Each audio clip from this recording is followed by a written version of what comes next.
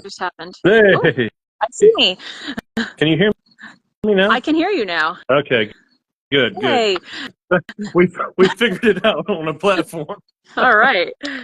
All right. Well, Hi. thanks for hanging in there. uh, Sorry for all the hassle.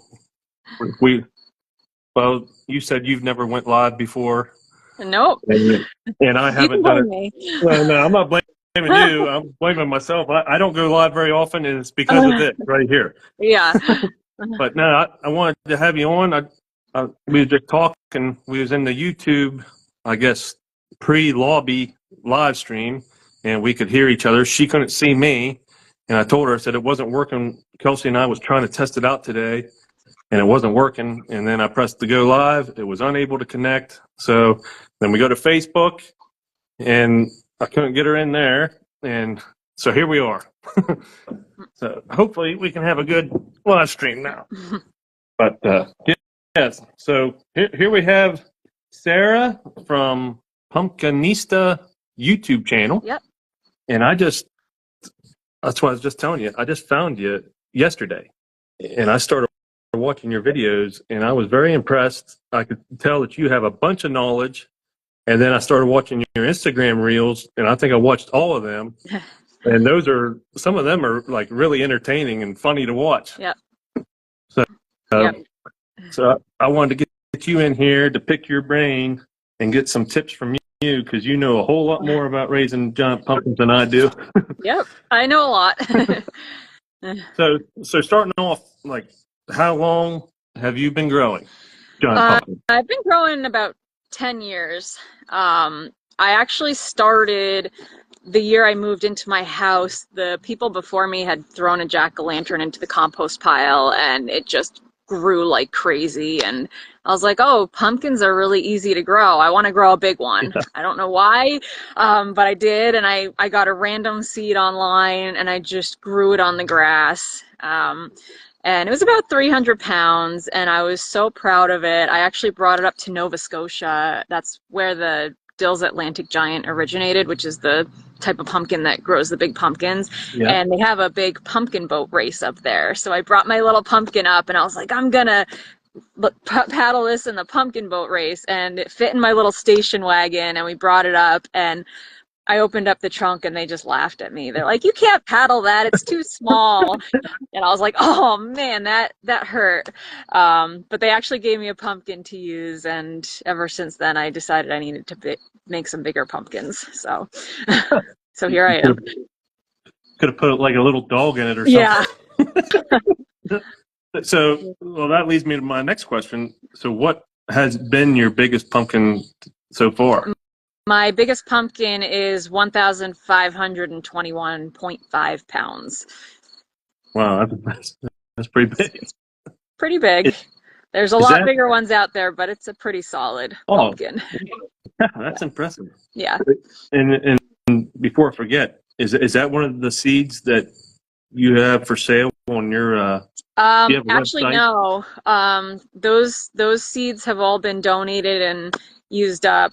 Okay. But the pumpkin seeds I have now, even though the seeds are from smaller pumpkins, the pumpkins they came from are 2,500 pound pumpkins. Yeah. So these seeds have some good genetics in them. Okay. So 1,500 pounds. What's your biggest one so far this year? What I haven't weighed any of mine yet, actually. No? This guy or girl, this girl right here, she's estimated about 1,200 pounds. We have about a month left to go, so could be a personal best. So we'll see. Good, good. Well, we got a question there. What's the biggest pumpkin on record? The biggest official pumpkin on record is a little over 2,700 pounds. There's a grower in the UK. His name is Ian Patton. He actually has he had a pumpkin that was 2,900 something pounds, but it had a hole in it, so it didn't count. And he still had like a month left to grow, so it would have easily gone over 3,000 pounds if it didn't burst open, basically. So we were just talking about him before we went live. Yeah, I think we're just years away from someone going over 3,000. You know. It's crazy. It is. Because I entered mine into the Barnesville Pumpkin Festival, and I was looking back in like I think in the 80s. With mine's measuring like 250 pounds right now. So back in the 80s, that would be the Oh winner. yeah. And now just 40 years later, here we are, It's 2,000, almost amazing. 3,000. Yeah, Yeah, it's it is. crazy. Which that leads me to another one. This is something I get all the time. Uh, what about feeding milk to the pumpkins? Everybody asks that Yep. question. So the theory behind feeding a pumpkin milk is that it has calcium in it, and calcium is very important for building thick walls. So the thicker the walls, the heavier the pumpkin. But feeding a pumpkin milk is a myth. However, there are some people that actually spray their leaves with milk to prevent powdery mildew. Yeah. But we're not injecting milk. We're not pouring milk into the soil. It's just going to stink. And it's maybe people do it still, but the big boys don't do that. Yeah. I remember reading Farmer Boy when I was a kid, and he would feed milk to his pumpkin. I Yeah. think that might be where a lot of people get that. I don't know, but Yeah. I definitely wanted to ask you that question because I get it all the time. Yep, I do too. Yep. So next one I have, you're up in Maine, right? I am. Yeah. Yes. So I wanted to know, like, when or what is your growing season like, and like when do you plant? We have a very short growing season. I think I overheard you saying you're like sweating right now. Oh I my, have yeah. I have like I have two comforters on me right now and I'm shivering. I'm freezing. It was like 49 degrees out last night. Um, I have to start my seeds in mid-April just because the pumpkin itself, once you pollinate it, it takes between 90 to 110 days to grow, Mhm. but it probably takes you 2 months before that to get the plant big enough to be able to support the pumpkin. So I'm starting my seeds in mid-April. I am in my patch shoveling the snow out of my patch. We're getting snowstorms in April.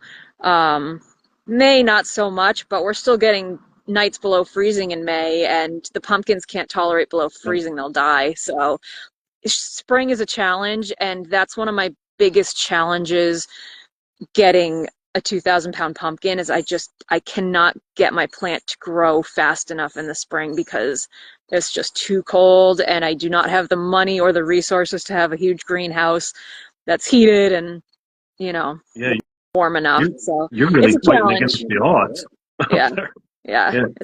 It's pretty cold up here. But So we do get a you have lot to of put? sunlight. So in the summer we have really long days. Doesn't get dark until 9:30 at night. So that Oh part of yeah, it's cool. I never thought about that. Yeah, Yeah. Huh.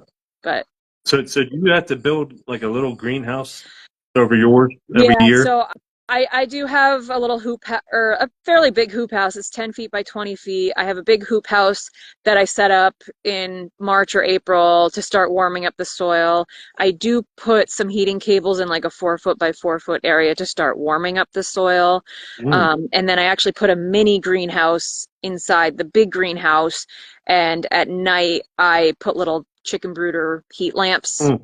in there at night and I cover it with a comforter. So it actually keeps the pumpkin 50 to 60 degrees at night on a night that goes below freezing. So I do have a good system, but it's still really hard to Yeah. get that heat that it needs. Yeah. So you're in a like a bad climate, and then Yeah. am I right that you're just in your backyard? Oh yeah, I Doing- live on 0.15 acres. My backyard is my pumpkin patch. I have a few raised beds with food in it, and the rest of the land is my tiny little house. So I don't have much land, so I have a few things that make it a little more difficult to grow for sure. But it is all fenced in because it's so small, so that helps keep. I don't have Yeah. issues with deer.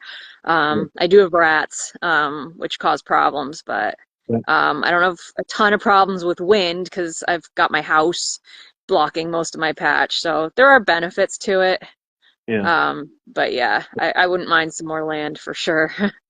And I saw on your Instagram reels, I think you're not just growing giant pumpkins, you're growing other giant I vegetables am. too. I am all in on giant vegetables. This year I converted part of my front yard to a giant marrow patch. Marrows are basically giant zucchini. So Okay. I have two giant marrows going. I have six giant tomatoes. I have a giant bushel gourd, and I have some long gourds, which are basically they start out looking like a green bean and they grow to be Mhm. like 12 feet long, and they're pretty Yeah, cool. I was going to grow one of them. What do you do with them? Anything? Actually, you know what's really fun? The long gourds actually dry out like a gourd. Mhm. So it like dries out and hollows out, and you can like sword fight with them and stuff and joust. Or make like a mega or a birdhouse Yeah, out of it or something. absolutely. They're I they're still want to fun. do that. They're weird. You get a little ribbon and then dry them out and show them off. I always see them at Barnesville. A couple Oh yeah, people will grow. Well, they grow the long gourds and the bushel yeah, gourds too. yeah. Yep. The long gourds are easy because you just plant it and it just grows up a trellis, and I just feed it whatever's left over from feeding the pumpkin, and I just let it do its thing. So it's pretty low maintenance, and they're kind of cool. That would be The neighbors like it. something. That'd be something I put in my garden and just like walk somebody out there and not say a word Yeah, about it. You know, just see what they do when they say it. yeah, That's what my wife's saying. The kids would like that if we grew one of them. yeah. Add it to the list, Kelsey. Yep.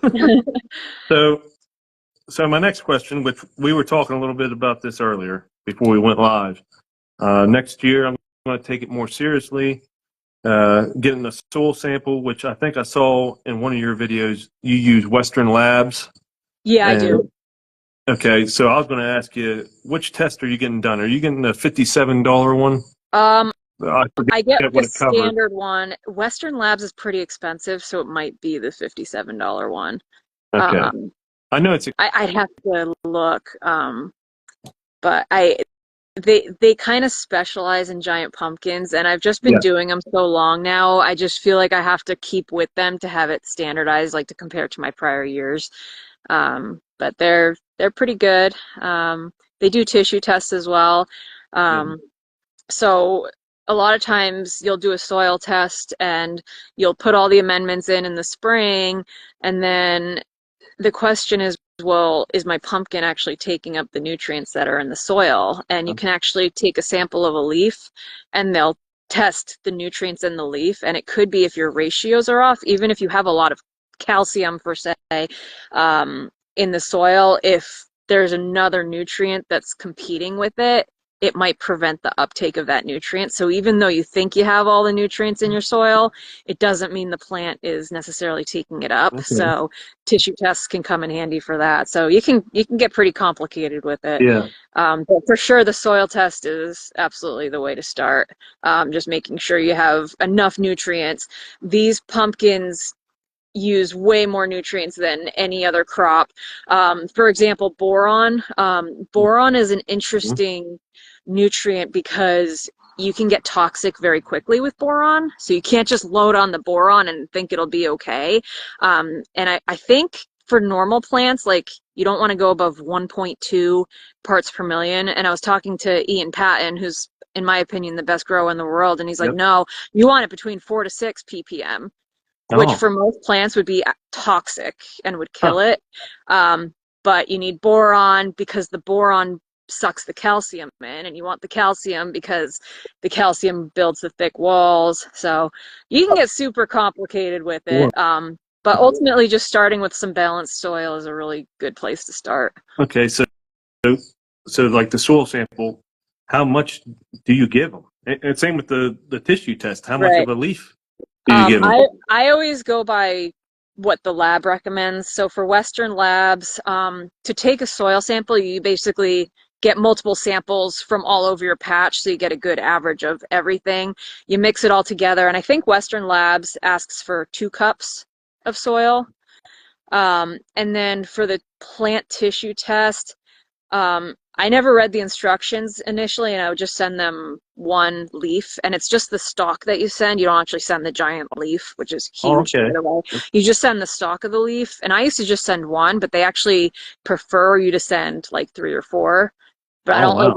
I don't like taking that many leaves off my plant, No. so I just send them one and just hope for the best. But they have guidelines like you have to take the fifth leaf back from the freshest, from the tip of the plant, which I don't know.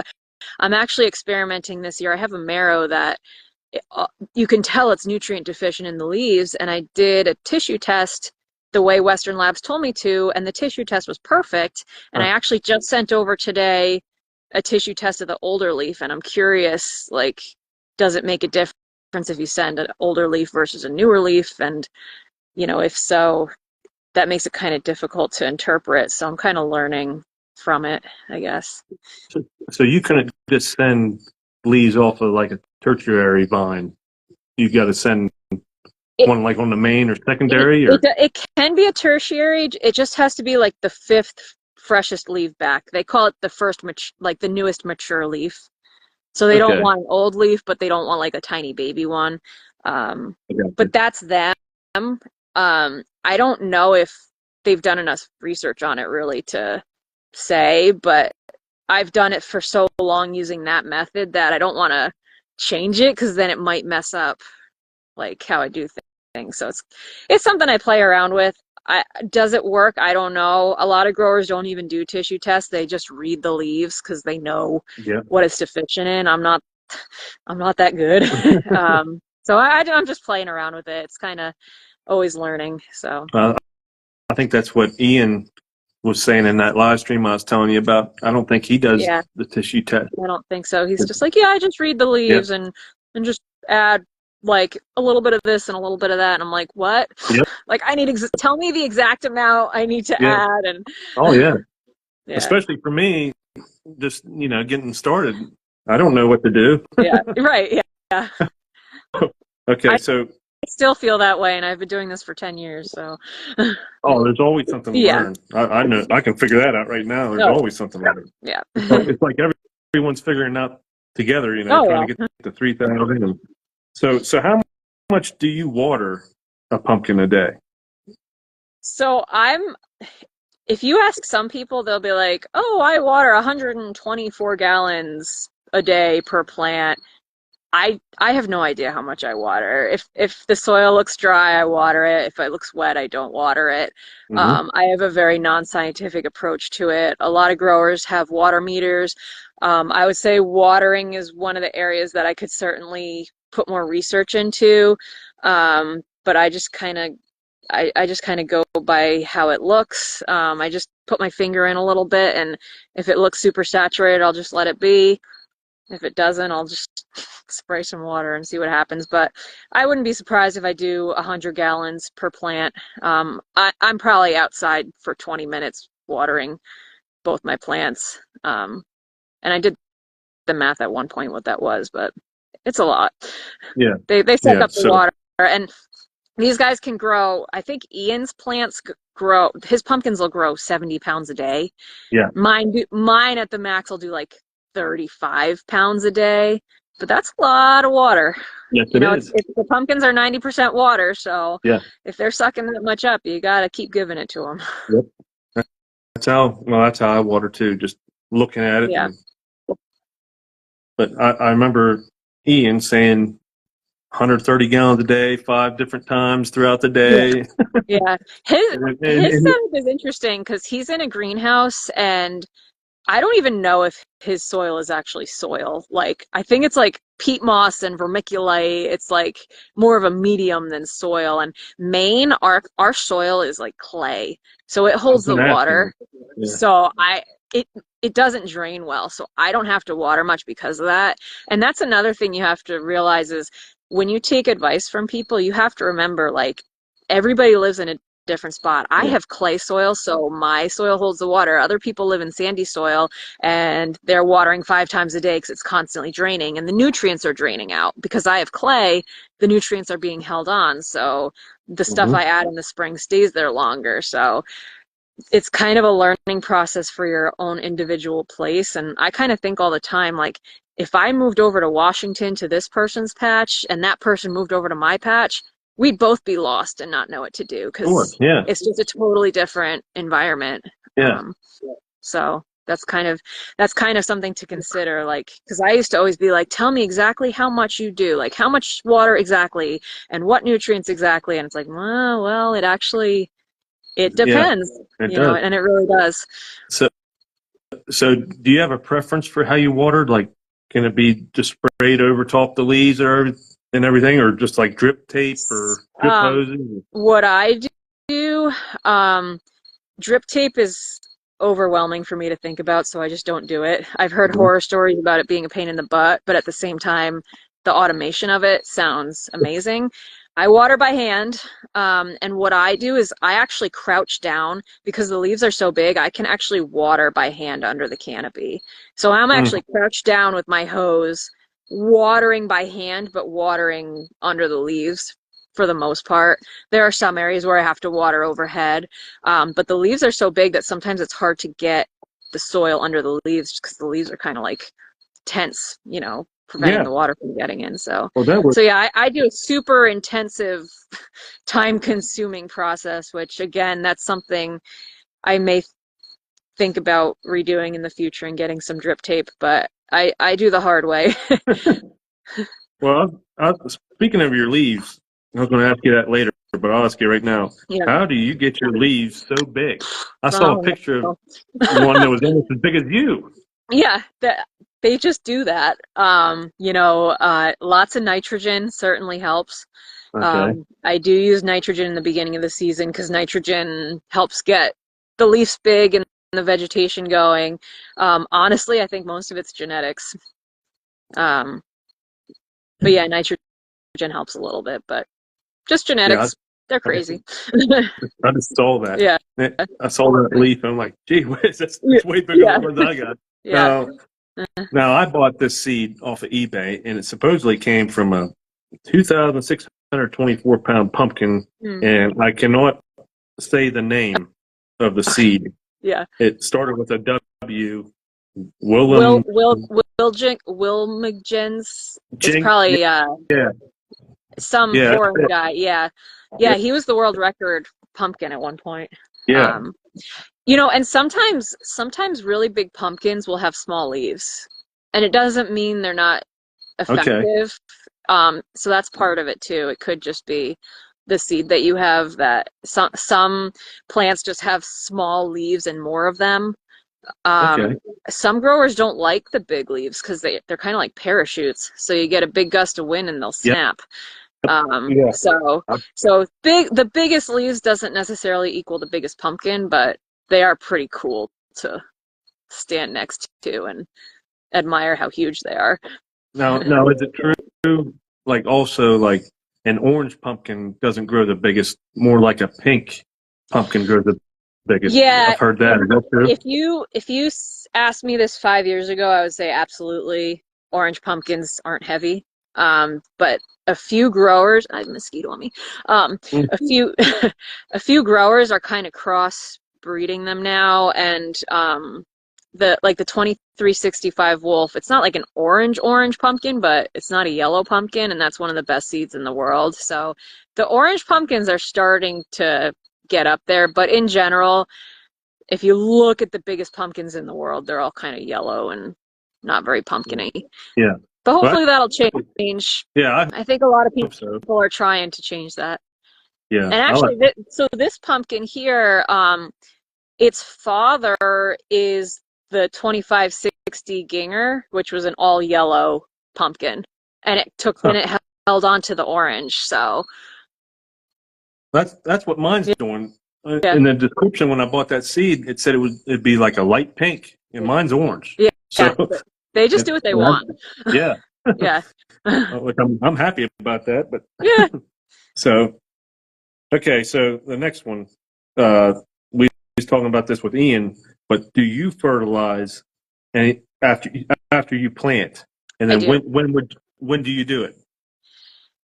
Like on So a schedule? um, every single year, I have two huge binders of just growers' diaries and newsletters, and I grow through it every year, and I make myself a calendar of what I'm going to feed my pumpkin. I never end up following it because rain messes things up or I'm busy or whatnot. But this year I kind of took a more generalized approach. So in the past, I would do tissue tests and I'd be like, oh, it's a little low in calcium. I'll add some calcium, and it's low on magnesium. So I'll do some Epsom salts. And it didn't really make a difference. So this year I'm just doing a basic general fertilizer, like all-purpose fertilizer. I balance my soil in the spring, and I'm like, you know what, my soil's balanced. I'll just keep feeding it a balanced fertilizer, and it's way easier because there's no science to it. It's just I add a little bit. The product, I don't know the name of it off the top of my head. It's like a 5-10-27, so that's nitrogen, phosphorus, potassium, and it's a form of there's a product called Urea Mate, which a lot of giant pumpkin growers say is like the best ratio, and I found the exact same product but cheaper, basically. So it's basically that. And I was initially doing like a tablespoon a day of that, and then I was talking to a grower and he's like, oh no, I do like a quarter cup a day. So I'm still changing throughout the season, but I'm just doing a general all-purpose fertilizer. And then I also do a fish and seaweed fertilizer. There's a lot of growth hormones in it, and all the big guys swear by it, so therefore I do it. Those are the two staples of my fertilizer regimen.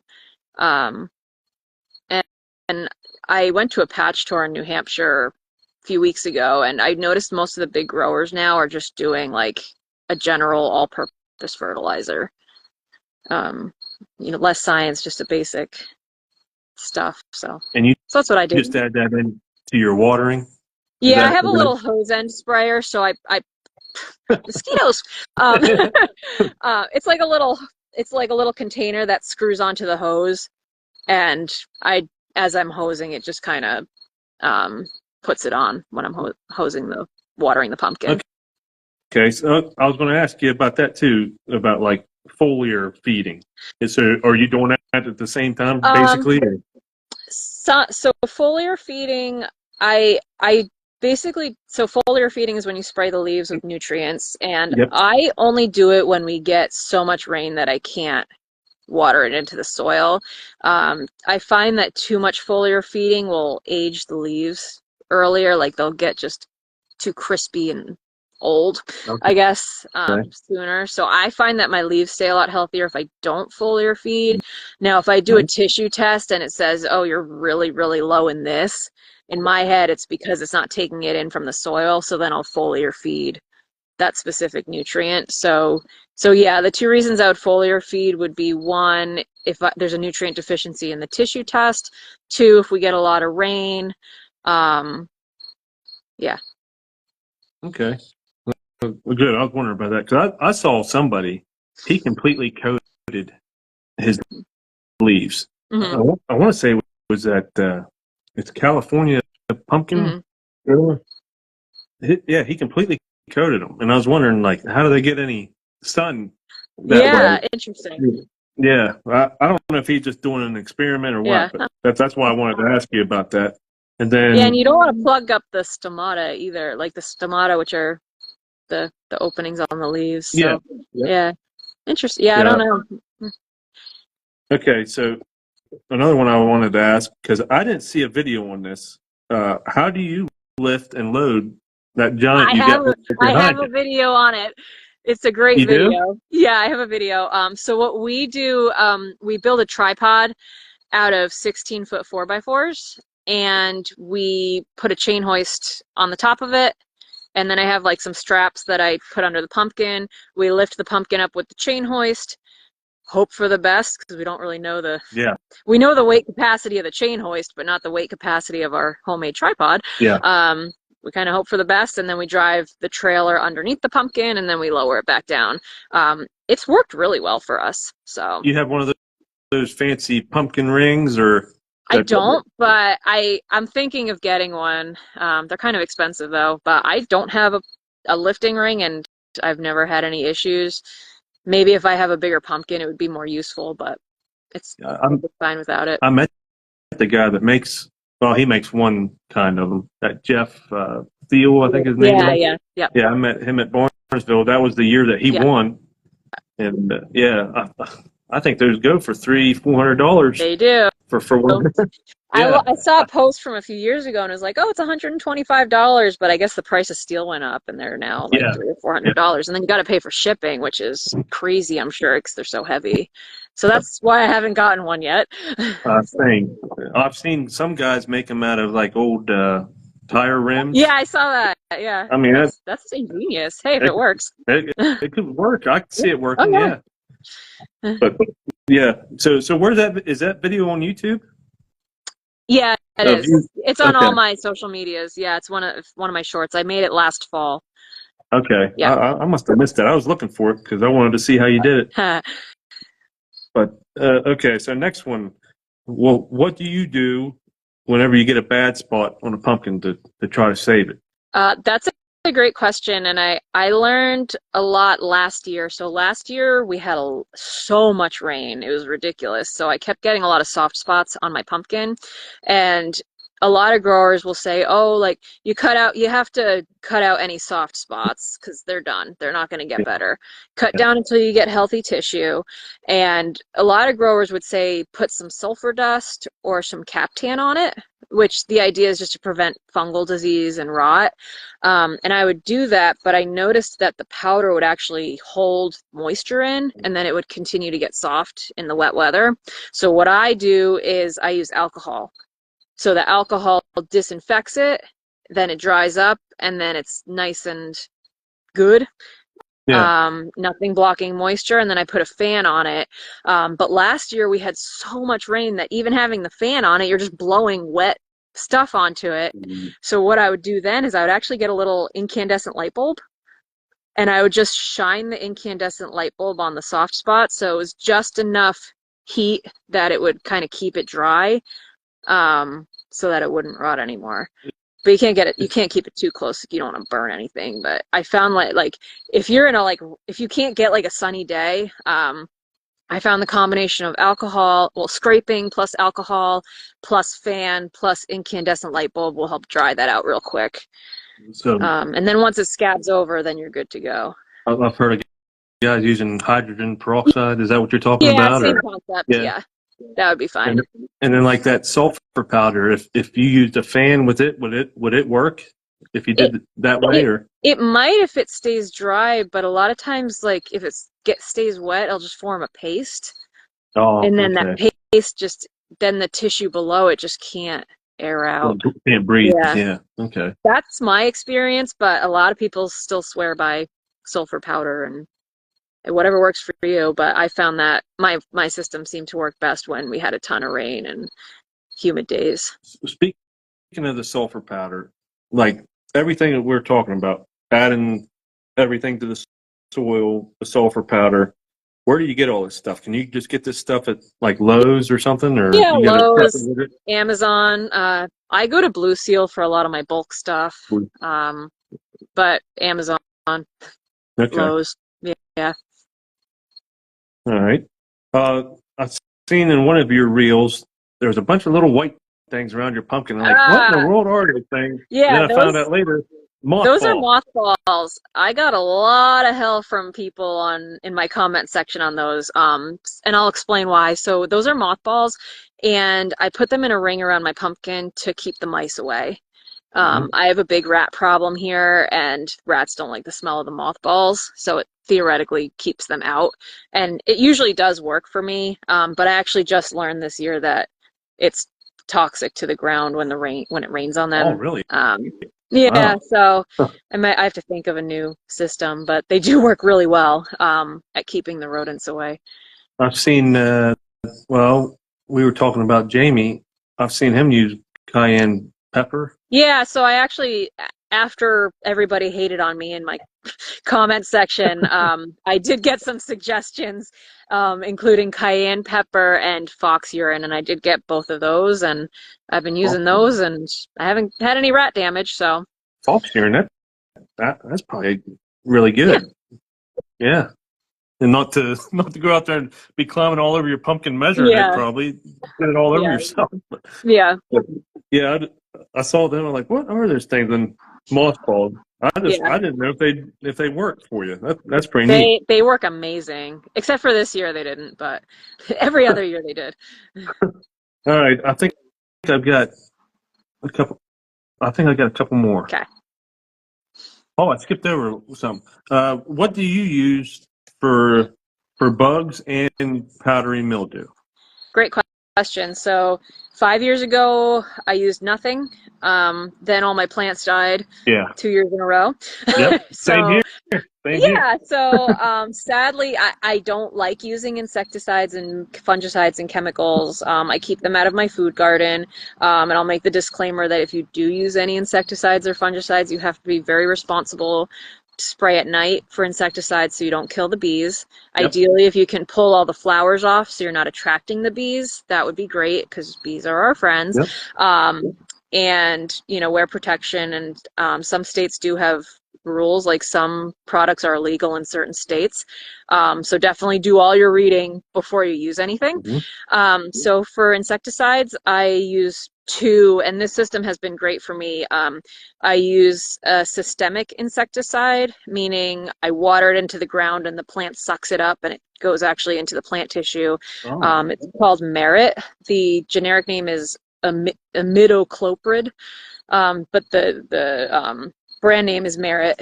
So you water that into the ground and the plant, it gets in the plant tissue. So the bug will bite the leaf and it'll get it in, you know, it'll get it in and die. And then I also use a contact insecticide, which you actually spray onto the leaves. And that one, the brand name is Talstar, Talstar. Yep. Brand name is Bifenthrin. So I rotate between those two, and I've never had an issue with bugs, assuming I stay on schedule and I'm good with it. And you're doing For that fungicide, weekly or? I fit the Telstar is weekly, and then the Merit, I think I have it going every 2 weeks. Okay. I have to look it up. And then fungicides. So for powdery mildew, one thing that can help that's natural and organic is fish and seaweed fertilizer. You can foliar spray that onto the leaves, and that can help prevent powdery mildew. In terms of fungal disease, it's all preventative. Once you get powdery mildew, it's too late. Yeah. So for preventative, again, I do a systemic, meaning one that you water into the soil that the plant sucks up. And that one is called Eagle 20. It's a pretty harsh fungicide. Like, it smells so bad. I wear a mask when I spray it, when I use it, just because it smells so bad. So that's kind of concerning. But but I do that, and then the contact one is called Daconil, Daconil. Okay. With fungicides, there's like different categories. There's like class A, class B, and they say to have like one in each. Like, if you have two of them, don't have two in class A. You should have one in class A and one in a different class, because there's a lot of resistance to fungicides. So that's the rotation I've been using. I've had fusarium in the past, which is a fungal disease, and it's awful. So I use that. And then another thing you can do for fungal disease is to use biologicals. So that's basically using microbes to help protect your plant. I love how you're sweating and I'm freezing. Oh, man. It's like it's 90 degrees here. That's so funny. I'm freezing. I'm going to start walking inside just so you can see me. Okay, But that's another thing that you can do that's natural to prevent fungal disease, there's a few products. The one I use is called Root Shield Plus. It is super expensive, but I think it's trichoderma might be the name of it, but it's a bunch of bacteria that you kind of sprinkle it into the soil when you plant your seedling, and you have to make sure it gets in contact with the root system. And what it does is it crowds the root system, one, to kind of just crowd out the bad fungi, basically. But the other thing it does is the bacteria actually produce like a chemical that actually kills the cell wall of the fungi. So it's called a Root Shield Plus. It's an expensive product, but it's not gonna give you cancer or whatever these fungicides do to you. So so that's another option. And that's how you keep your leaves perfectly green and big. Yes, yes, my leaves are in very good shape. Yes. Yeah, and huge. Yes, they're big and healthy. Although I am getting some powdery mildew, but it's that time of year, so You're getting what? I missed that. powdery mildew. Oh yeah, so am I. Yeah, they just started. Yeah. Okay, so I got that one. Uh, what's your ideal soil pH?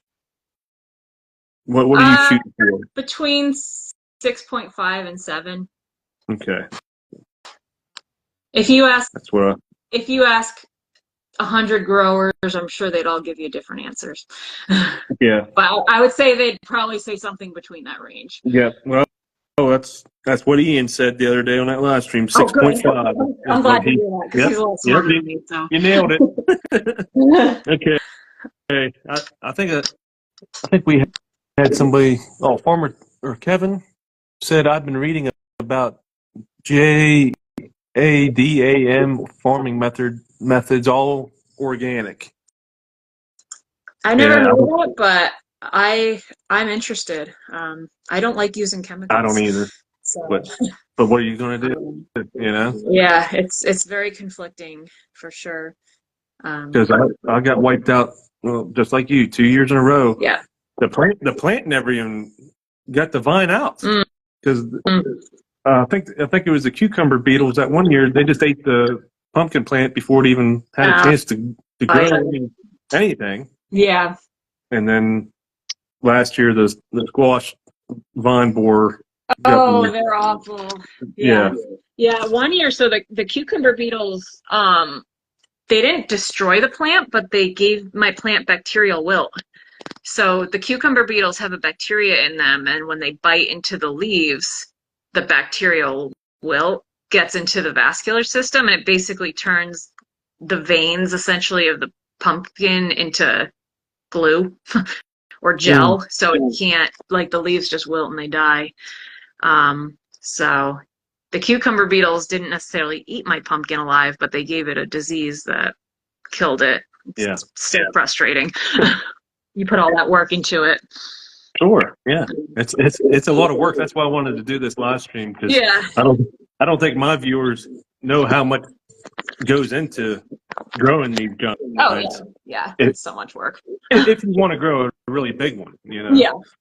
But and by the way, if any of you have any questions, put them in there because I've only got I think one more. So put them in there. That way Sarah can answer them. That's why I wanted to have you on. You're a wealth of knowledge. Yes. Right. Happy to answer anything, and if I don't know, I'll tell you. So far, you've known everything. I think. My last one is for mine. Is there anything I can do?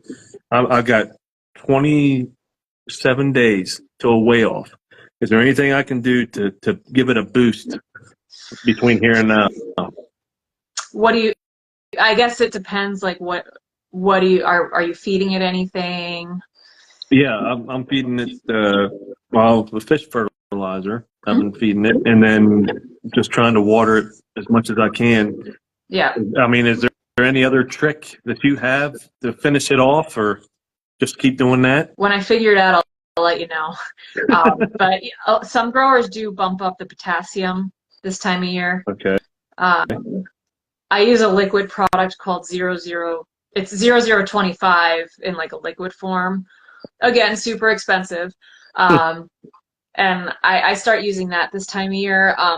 The way I use it based on Ron Wallace. Ron Wallace has a lot of good year-end summaries and he'll say like I use 0025 every 10 days and this every blah blah blah. And I just kind of go by what he does, and I think it's about once a week that he'll do Once a week. 0025 starting around Okay. August. But really just keep being consistent with fertilizing is probably the best thing you can do, because this time of year, I personally get kind of lazy this time of year. And tired of it. I slack off a little bit. So honestly, just keeping with the schedule, it's not over yet. You still have 30 days. Keep doing what you're doing. Don't slack off yet. Keep feeding it. some people will just randomly increase how much they're feeding their pumpkin and go way above what the label says. This year I'm kind of experimenting with it. Like I said earlier, I was doing a tablespoon a day of this stuff, and now I'm doing a quarter cup. I just like randomly bumped it up to a quarter cup, and the plant's fine. So you could try just increasing like just a little bit of what you're doing and seeing how the plant responds. But this time of year, the nights are cooler. Yeah. They just kind of slow down anyway. You know, once they hit day 50 of growth, they just kind of start plateauing off. So sometimes you're doing all the right stuff, and it just is what it is. It is what it is. Yeah. I just thought of another one. I never even asked you. Where do you take your pumpkins? So my number one festival I go to is the Damerscott Pumpkin Fest. It's in Damerscott, Maine. It's about 2 hours away from me. It's right on the coast of Maine. It's beautiful. They have an amazing festival. They decorate all the giant pumpkins downtown. They have a pumpkin regatta. They do the pumpkin drop on a car and that kind of stuff. So I bring one pumpkin there. I usually grow 2 pumpkins a year. This year, one of my pumpkins split, so I only have 1 pumpkin. But usually the second pumpkin goes to Deerfield, New Hampshire. That's the second closest way off, which is about 4 hours away from me. So I go to the Deerfield Fair in New Hampshire for my other pumpkin, and it's a great group of people, and it's fun. You're probably winning up there with your growing season and all that. A lot of growers are having rough years, so I may be a contender. But some growers are secretive, and then they show up with like a 2,100 pound pumpkin. So yeah. I try not to get too excited about it. You know, I'm just happy with how I'm doing, and I always strive for a personal best. And of course, I want to win. But everybody who grows is kind of my friend, so I'm happy for them at the same time. So we'll see what happens. What's the highest you've placed? Third. Third. It's the highest I placed. Wow. Yeah. Yep. There's a question there. My pumpkin is about to sit on its blossom end. It's pretty broad and flat. Would you try to turn it or just see what happens? That gets tricky. It depends on how big it is. If it's still little enough that you can kind of tilt it, you can. But my guess is if it's getting to that point, it's probably too big for you to be able to move it. So in that situation, you kind of just got to cross your fingers and see what happens. When the pumpkin's little, I try to get the stem and the blossom end perpendicular to the ground. Sometimes they start slanted one way or the other. So when they're really little, in the heat of the day, just slowly kind of rotate them before they get the flat bottom. And that can help prevent it. But sometimes they just grow a lot on the top and they still kind of sit on themselves anyway. So in the future, that might help, but I'm guessing it's probably too late at this point, and you just gotta hope for the best. On those blossom ends, whenever they start closing in, you know how they have those daggers sticking up. Do you do anything to them, like trim them off or anything? Yeah, last year I've had them fold over both this year and last year. This year my blossom end was so small that I actually didn't have to trim it, but last year I did. I trimmed off those little dagger ends a little bit. Some growers don't, because the issue is if you cut them off, now you have an open part of the pumpkin that could get rot and diseased. So if you can get it, if you can cut it and get it dry and scabbed over by the time it folds over, that's probably what I would do. But that's always a tricky situation because either way could be bad. So. We had another question I missed. Former Tyler asked about giant tomato size. Is it around a basketball? I don't know. Do you grow giant tomatoes? Oh yeah, my giant tomatoes aren't very big. Mine is probably you can't understand what that means. It's probably it's like a I don't know what's that big. It's 3.5 pounds, and it would probably, where are my hands? It would probably overlap my hands just a little bit. That's a big tomato. It's big, yeah, but not a basketball. So are you entering those vegetables into the same places that you enter the pumpkins? Yeah, the tomatoes are a little harder to time, so they do let you weigh them at like a supermarket on a certified scale. They Oh, call it the early weigh off. And you have to like take special pictures and videos to prove that the tomato is sound, and you have to have witnesses. Um, I do have one that I'm gonna try and get intact to a weigh off, but they are harder to time because the minute they ripen, they get soft and then leak, and it gets problematic. So we'll see okay. what happens. All right. So that's all the questions I have, but I wanted to make mention of your website where you sell seeds from your pumpkins. Yes. What's that website? Yep. So the website is greenadrenaline.com. And on that website, I have like little blogs and information about growing giant pumpkins, and I do sell my seeds. I do it basically to get a little bit back from all the money I've put into this hobby. Last year, I bought the 2560 Ginger, which was the U.S. record at the time. One seed cost me $60. So I don't charge that much, not even close.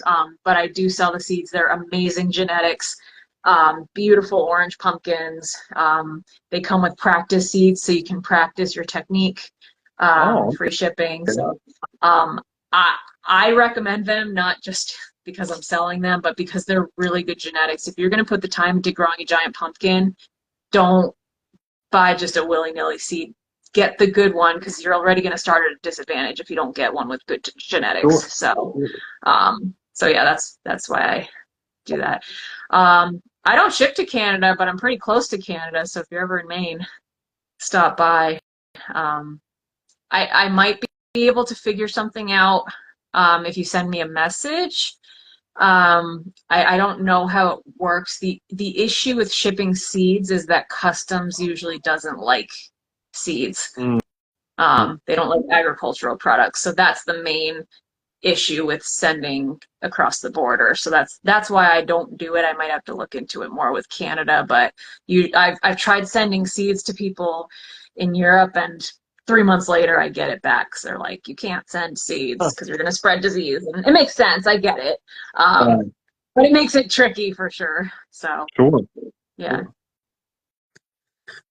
All right. Well, if there's no other questions here, uh, that's all I have. I want to thank you for putting up with all this because I know we had a bunch of Yeah, trouble here at no, the beginning. fine. Yeah, It's a learning it's fun. process. So I'm, yeah, I'm, thanks for having me. I love talking pumpkins. And if anybody ever has questions, I'm always happy to share whatever knowledge I can and help people out. We're a very competitive bunch, but we also like to help each other. So I'm happy to share whatever knowledge I have if you have any questions. well, I'll be getting on your website to buy a seed. Uh, and then everyone watching, be sure to check out her YouTube, Pumpkinista. Yeah. That's her channel, Pumpkinista. And then she's on Instagram here, obviously. And then Facebook page is, what was that? Sarah My Whitty? name is Sarah Whitty, Sarah Whitty. Whitty. Yeah, so be sure to follow her. She's got some good videos on YouTube, and her Instagram reels are informative and funny at the same time. Yeah. So be sure to check them out. I want to thank everybody for putting up with us and joining us. So hopefully you enjoyed it. And thanks again, Sarah, for doing this. And we will see you all in the next video. Hope you all have a good night. Good night. We'll see you later. Bye.